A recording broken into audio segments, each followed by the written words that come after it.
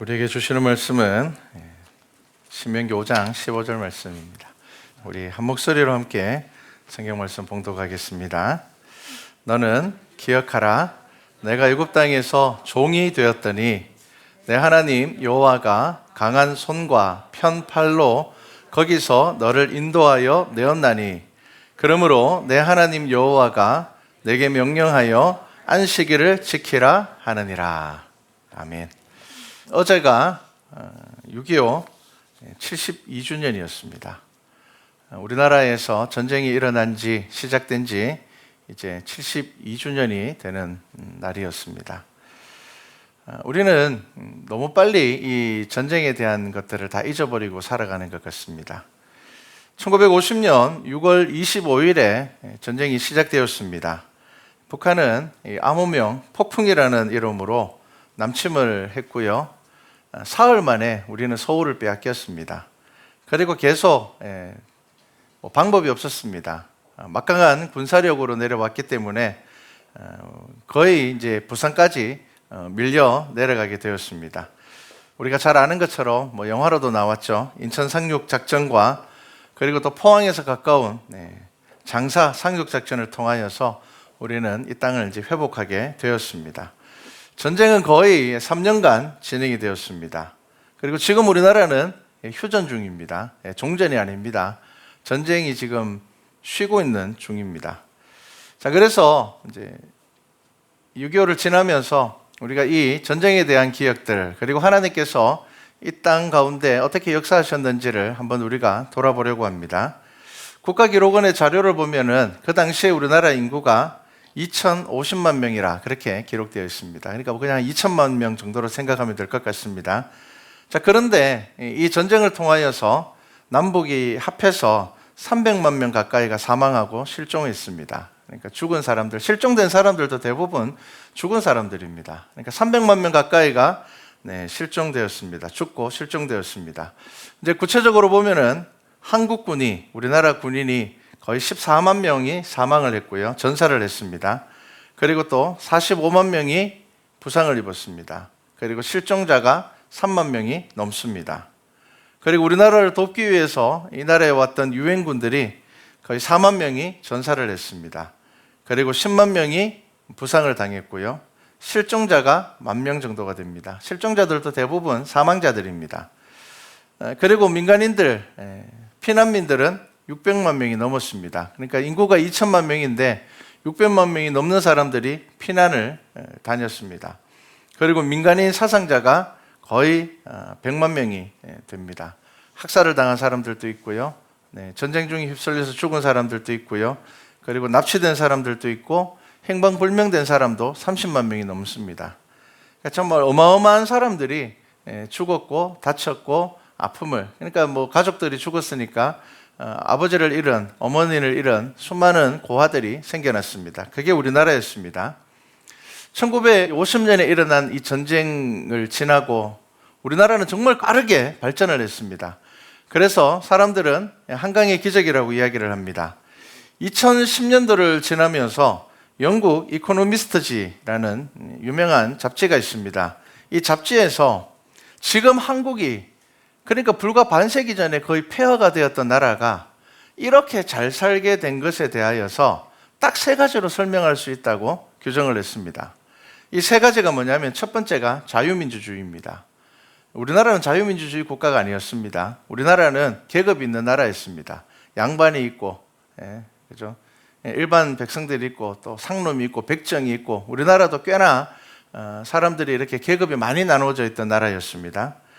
그리고 두 번째가 자본주의입니다. 그러니까 자유민주주의와 두 번째가 자본주의, 그리고 세 번째가 뭐냐면은 기독교입니다. 세계의 이 경제학자들이 볼 적에 한국이라는 나라가 다시 새로워질 수 있었던 가장 큰 영향력 3개 중에 하나가 뭐냐면은 기독교였고요. 또 자유민주주의라는 것도 기독교에서 나온 것입니다. 기독교 국가에서 자유민주주의 국가가 세워졌기 때문입니다. 한마디로 이야기를 하면은 저와 여러분은 성경, 하나님의 역사 안에서 우리는 이 풍요로움을 누리게 되었다는 겁니다. 자, 그리고 이제 최근에 며칠 전에는 제가 한국 전쟁의 5가지 기적이라는 칼럼을 읽었습니다. 한국 전쟁의 5가지 기적입니다. 왜 5가지 기적이라고 하는가 하면요, 한국 전쟁은 절대로 이길 수 없는 전쟁이었습니다. 우리가 승리할 수 없는 전쟁이었습니다. 왜냐하면 우리 남한에 정부가 수립되고 또 북한 쪽에는 공산주의 정부가 수립이 되고 난 이후에 미군들이 다 철수를 해버렸습니다. 그런데 군사력이 어떻게 이제 비교가 되는가 하면요, 우리나라에는 그 흔한 탱크가 한 대도 없는 걸로 기록이 되어 있습니다.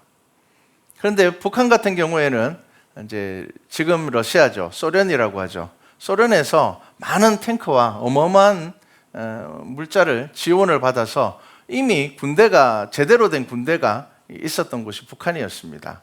자, 그래서 한국은 이길 수 없는 전쟁에서 이겼는데 그 전쟁에는 5가지 기적이 있었다는 겁니다.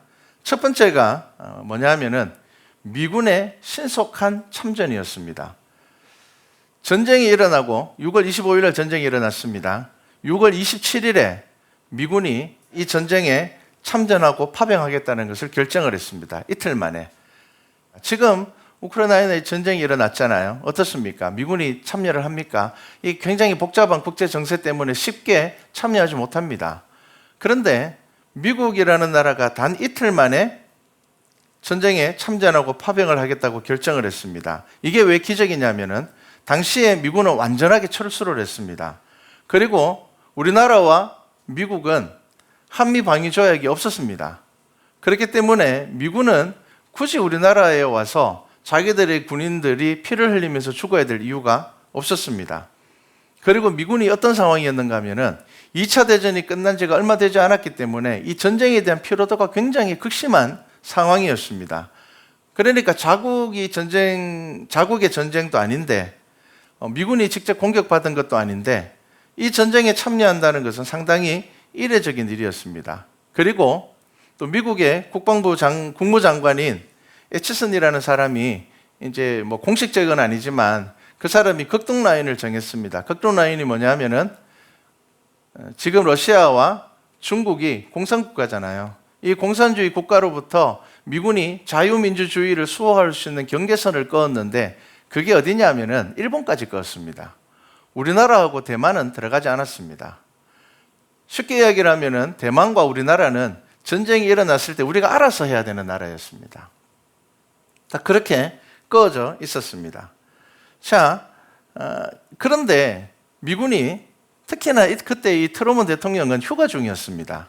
그런데 이 휴가 중인 트루먼 대통령이 이틀 만에 복귀하여서는 우리나라에서 일어난 전쟁에 적극적으로 참여하기로 결정을 했습니다. 나중에 알려진 일이지만 이러한 결정에 가장 영향을 준 사람 중에 한 명이 누구냐면은 빌리 그레함 목사님이셨습니다. 그 당시에 미국이라는 나라는 목사님들의 영향력이 굉장히 컸습니다. 특히나 빌리 그레함 목사님 같은 경우에는 세계적으로 존경을 받고 존중을 받는 목사님이셨습니다. 이 빌리 그레함 목사님께서 트루먼 대통령에게 이렇게 이야기를 했습니다. 만약에 대한민국이 공산화가 된다면 50만 명에 달하는 크리스찬들이 다 죽게 될 것이다. 그것에 대해서 당신이 책임을 져야 된다라고 이야기를 했습니다. 자, 북한은 6.25 전쟁을 일으킬 때에 100% 전쟁의 승리를 확신했습니다. 왜냐하면 미군은 다 철수해버렸고 완벽하게 철수를 해버렸고 남한은 무기가 없는 상황이고 그리고 또 미군이 공식적으로 극동라인을 일본까지 끄었기 때문에 전쟁을 일으켜도 미군이 참여하지는 않을 것이다라는 확신을 가지고 이 전쟁을 시작을 했습니다. 자, 두 번째 기적이 뭐냐면요, 유엔군이 참여한 것입니다. 우리는 그냥 지금 생각하면 당연하다고 생각할 겁니다. 유엔군이 와서 우리 도와주는 거 당연한 거 아닌가? 그거 하려고 만들어 놓은 게 유엔 아닌가? 라고 생각할 겁니다. 그런데 러시아죠. 러시아가 그때는 소련이니까요. 러시아가 유엔 회원국으로서 만약에 유엔 회의에 참여해서 우리는 이 전쟁에 유엔이 참여하는 거 반대한다라고 이야기를 하면 유엔은 우리를 도와줄 수 없습니다. 그런데 무슨 이유인지 모르지만 그때 소련은 유엔 회의에 참여하지 않았습니다. 불참했습니다. 지금도 군사 전문가들은 왜 그때 소련이 이 유엔 회의에 참여하지 않았는지 알 수가 없다. 왜냐하면 자기들이 무기를 북한에다 대어줬기 때문에 자기들이 유엔에 참여해서 적극적으로 유엔군들이 참여하지 못하게 했다면은 이 전쟁은 어떻게 될지 모르거든요. 그런데 소련이 이 유엔 회의에 참여하지 않았습니다. 참여하지 않음으로 인하여서 93개국의 유엔 회원국 중에서 67개국이 이 대한민국을 돕기 위하여서 군인들을 파견했습니다. 그리고 세 번째가 뭐냐면 인천 상륙작전입니다. 왜 인천 상륙작전이 영화로 만들어질 만큼 대단한가 하면요, 당시의 군사 전문가들은 이 인천 상륙작전의 성공 확률을 5,000분의 1로 봤습니다. 5,000분의 1. 이 성공하기 어렵다. 왜 성공하기 어렵다고 이야기를 했는가 하면요, 상륙작전이잖아요. 상륙선이 내려야 되는데 상륙선은 수심이 50m가 되어야지 제 기능을 발휘할 수 있다고 합니다. 그런데 동해 쪽도 아니고 이 인천 쪽은 밀물과 썸물의 차이가 엄청 큽니다. 그러다 보니까 이 밀물대에만 한 3시간에서 4시간 정도만 이 상륙선이 들어갈 수 있는 곳이 인천이라는 지역이었고요. 그리고 또 갯벌이 많고 갯벌 사이에 중간중간에 수로가 있기 때문에 그나마 수로를 통해서만 올라갈 수 있는 작전이 인천 상륙작전이었습니다. 그렇기 때문에 군사 전문가들도 이건 불가능하다. 거의 100% 실패하는 거다. 5,000분의 1 확률로 성공할 수 있다는 것은 그냥 안 된다는 이야기죠. 그런데 이 메가더 장군이 그 당시에 미국을 설득시키고 인천 상륙작전을 감행하게 됩니다. 메가더 장군은 굉장히 신실한 기독교인으로 알려져 있고요. 우리나라 인천 상륙작전 기념관에 가면은 이 메가더 장군이 신앙인으로서의 흔적들이 남아 있습니다. 자, 그리고 넷째가 이제 흥남 탈출이고요. 다섯 번째가 뭐냐면요, 그때 맺은 한미 방위 조약입니다. 지금은 우리가 이렇게 잘 살게 되었으니까 뭐 미국하고 우리하고 뭐 한미 방위 조약 맺는 거 당연하지라고 이야기할 수 있지만 그 당시에 한미 방위 조약을 놓고 사람들은 어떻게 이야기를 했는가 하면요, 새우와 고래가 동맹을 맺었다 이렇게 표현을 했습니다. 동맹이라는 건 어느 정도 비슷한 수준에서 동맹을 맺어야 되는데 그 당시에 우리나라와 미군이 맺은 동맹은 어떤 것이었는가 하면요, 가장 약하고 가난한 나라가 가장 강하고 부한 나라와 동맹을 맺은 겁니다. 이런 유례가 없습니다. 미국이 이렇게 동맹을 맺은 경우들이 없습니다. 그래서 이 5가지를 한국 전쟁의 5가지 기적이라 이렇게 이야기를 합니다. 자, 그러면 저와 여러분은 기억하셔야 됩니다. 우리는 기적 가운데 살아온 민족입니다. 한국 전쟁은 기적의 반복이었습니다.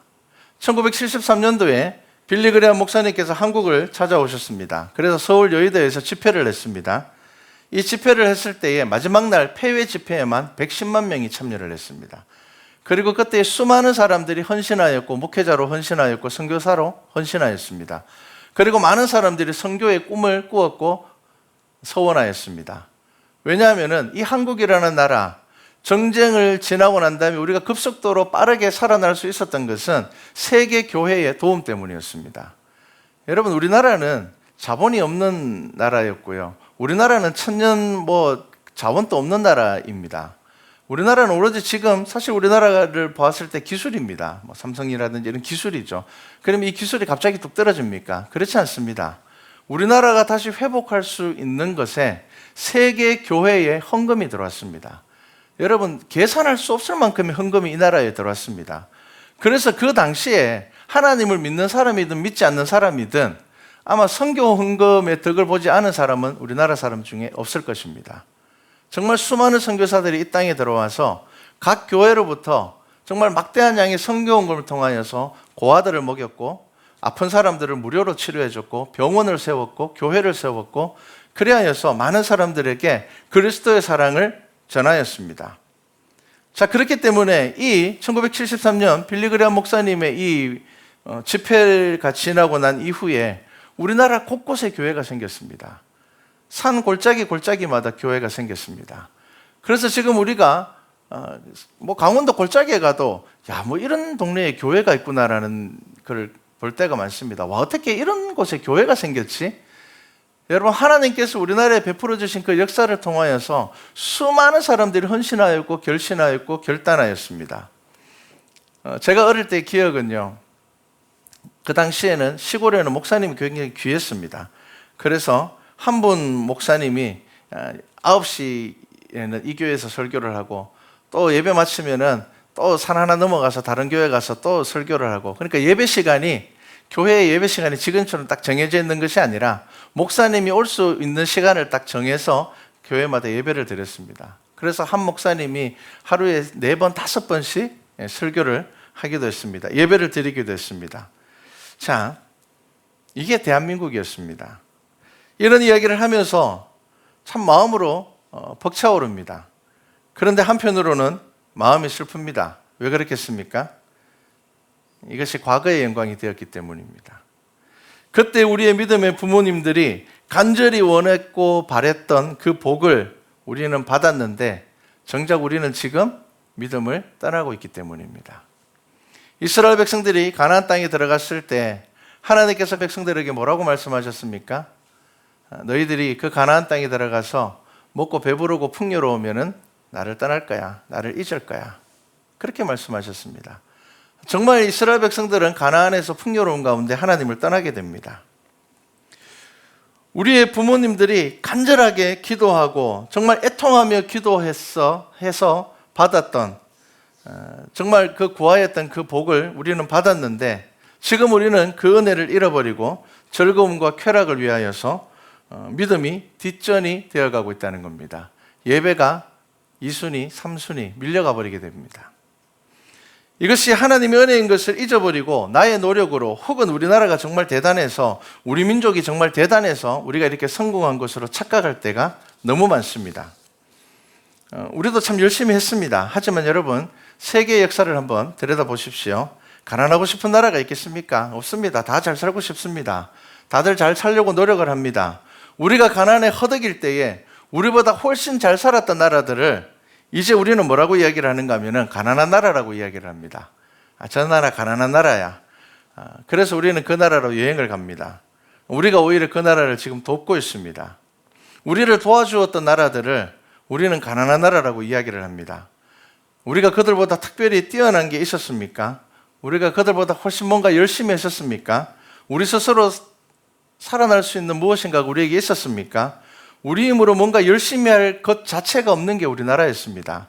전쟁이 끝났을 때 우리나라에는 멀쩡한 건물이 없었다고 이야기할 만큼 우리는 폐허가 되었습니다.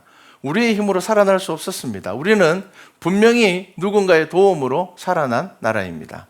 그리고 그 도움 가운데는 기독교 국가들이 주도적이었습니다. 하나님의 사랑을 기억하며 그 하나님의 사랑으로 우리나라를 도와주었던 나라들이 정말 많았습니다. 이 나라의 근간에는 믿음의 사람들이 곳곳에서 헌신하고 봉사하였습니다.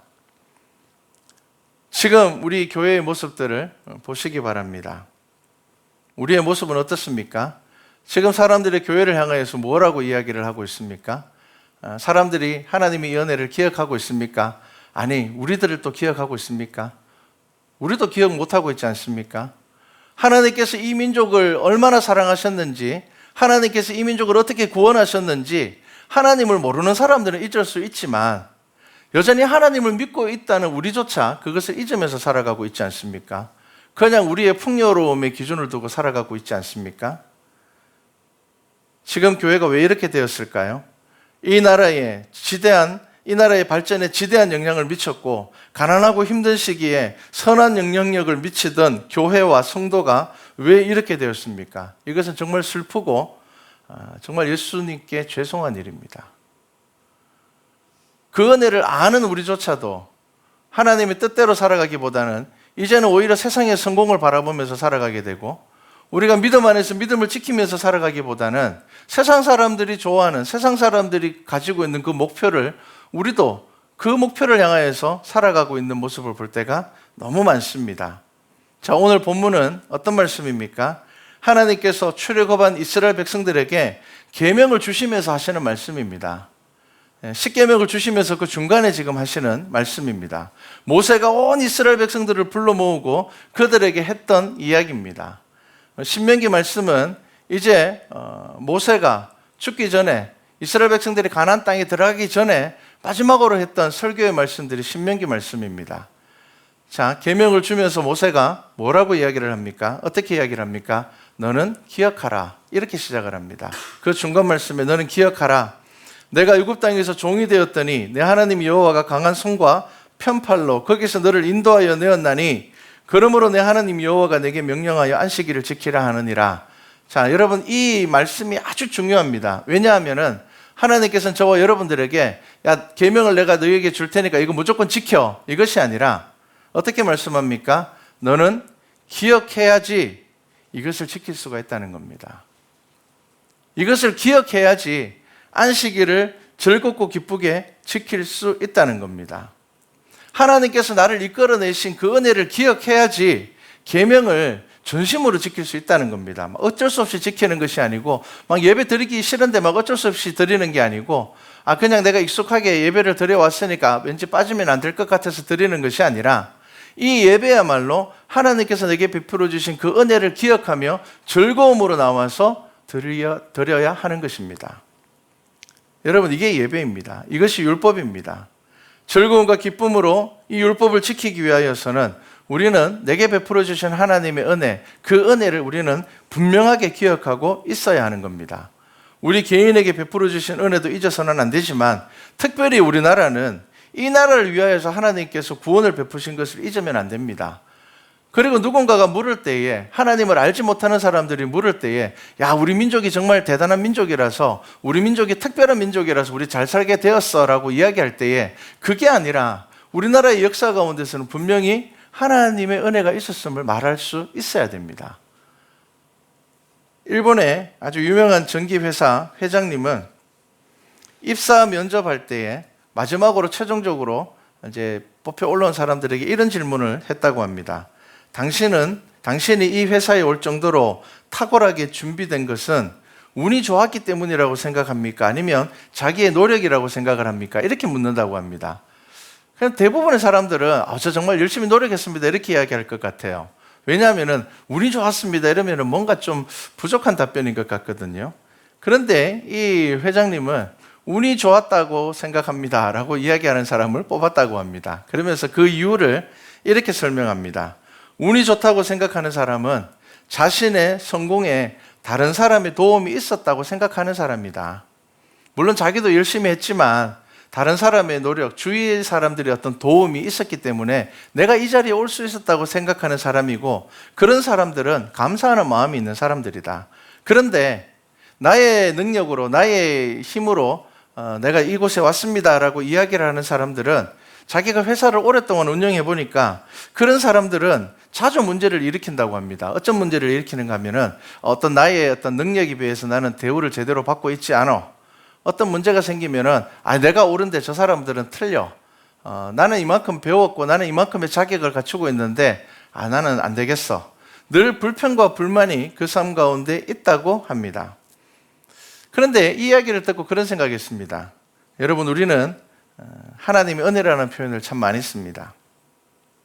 하나님의 은혜를 아는 사람은 반드시 그 삶 안에서 감사가 있습니다. 그런데 우리는 하나님의 은혜라고 말하면서도 한편으로는 나의 능력으로 내가 다른 사람들보다 좀 더 잘났기 때문에, 혹은 내가 부모를 잘 만나서, 혹은 내가 자녀를 잘 만나서 덕을 보는 거야. 우리는 그렇게 생각할 때가 많습니다.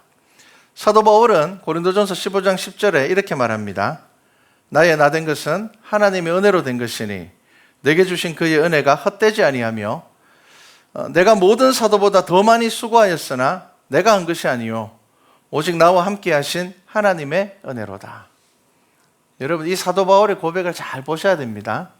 사도 바울은 자랑할 거 많은 사람입니다. 사도 바울은 정말 부지런한 사람입니다. 사도 바울은 날 때부터 로마 시민권을 가지고 있을 만큼 그 가문도 대단했습니다. 그는 바리새인 중에 바리새인이라고 자기 스스로 말할 만큼 그는 지식적으로도 굉장히 뛰어난 사람이었습니다. 학자였습니다. 그럼에도 불구하고 사도 바울은 자기 자신의 어떤 삶의 모습에 대해서 뭐라고 이야기를 합니까? 나의 나된 것은 뭐라고요? 하나님의 은혜다. 그래서 내가 모든 사도보다 더 많이 수고하고 있지만 실제로 사도 바울은 죽을 때까지, 순교할 때까지 그는 복음을 전한 사람이었습니다. 쉬지 않고 복음을 전한 사람이었습니다. 감옥에서조차 서신을 쓰면서 밖에 있는 교인들에게 말씀으로 위로하고 힘을 주던 사람이었습니다. 그런데 그 사도 바울이 뭐라고 이야기를 합니까? 하나님의 은혜라는 겁니다. 진짜 하나님의 은혜라는 겁니다. 나 내세울 게 하나도 없다라는 겁니다. 여러분, 이게 정말 하나님의 은혜를 아는 사람의 믿음의 고백입니다. 호세아서 13장 4절부터 말씀을 제가 읽어드리겠습니다. 그러나 애굽 땅에 있을 때부터 나는 내 하나님 여호와라. 나밖에 내가 다른 신을 알지 말 것이라. 나 외에는 구원자가 없느니라. 내가 광야 마른 땅에서 너를 알았거늘 그들이 먹여준 대로 배가 불렀고 배가 부르니 그들의 마음이 교만하여 이로 말미암아 나를 잊었느니라. 호세아서에서 지금 뭐라고 이야기를 합니까? 이스라엘 백성들이 왜 하나님을 잊었다고요? 배가 부르니까 하나님을 잊었다. 그렇게 이야기를 합니다. 우리나라 음식물 쓰레기 처리 비용이 한 해에 15조에 달한다고 합니다. 어마어마합니다. 저는 어릴 때 밥을 먹는 게 정말 밥 좀 먹었으면 그런 생각할 때가 많았습니다. 왜냐하면 집에서 늘 죽을 끓여 먹었거든요. 김치죽을 늘 끓여 먹었습니다. 그런데 불과 얼마 지나지도 않았죠. 그런데 지금은요, 버리는 음식물 처리 비용이 15조에 달하는 나라가 되었습니다. 옷을 이제 얻어 입는다라는 것은 거의 없습니다. 그렇죠? 이제는 버려지고 버리는 나라가 되었습니다. 물론 하나님의 은혜입니다. 하나님께서 복을 주셨습니다. 그런데 제가 하고자 하는 말은 여러분, 우리 잊으면 안 됩니다. 기억하셔야 됩니다. 교만은 자신을 높인다는 의미를 가지고 있습니다. 풍요로워지고 영적으로 무뎌지니 하나님의 은혜보다는 자신을 드러내고 자랑하게 되는 것. 여러분, 이것이 교만입니다. 잠언 30장 8절과 9절 말씀을 제가 읽어드리겠습니다. 잠언 30장 8절과 9절입니다. 7절부터 제가 읽어드리겠습니다. 내가 두 가지 일을 주께 구하였사오니.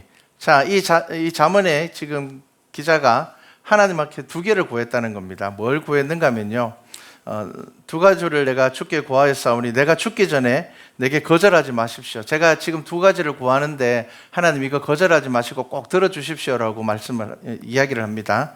자, 그래서 이제 8절과 9절을 이야기하는데요. 곧 헛된 것과 거짓말을 내게서 멀리하옵시며 나를 가난하게도 마시옵고 부하게도 마시옵소서. 오직 필요한 양식으로 나를 먹이시옵소서. 혹 내가 배불러서 하나님을 모른다 여호와가 누구냐 할까 하오며 혹 내가 가난하여 도둑질하고 내 하나님의 이름을 욕되게 할까 두려워함이니이다. 이렇게 말씀합니다. 뭐라고요? 나를 가난하게도 마시고 부하게도 하지 말아 주십시오. 이건 하나님께서 주시는 물질의 축복을 부정하는 말이 아닙니다. 자신의 믿음에 대하여서 자기 스스로 다짐하는 겁니다. 내가 배불러서 하나님 모를까 할까 봐 두렵고, 내가 너무 가난해서 도둑질해서 하나님의 이름을 더럽힐까 두려우니 하나님, 나를 가난하게도 하지 마시고 나를 부하게도 하지 말아 주십시오. 제가 하나님을 의지할 수 있는 만큼만 제게 주십시오. 그렇게 고백하는 겁니다. 자, 세상 사람들은 모르고 잊어도 저와 여러분들은 기억해야 됩니다. 특히나 6.25를 지나면서 저와 여러분들은 이 나라에 대한, 하나님께서 이 나라를 살려주시고 이 나라에 베풀어 주신 은혜를 우리는 기억해야 됩니다.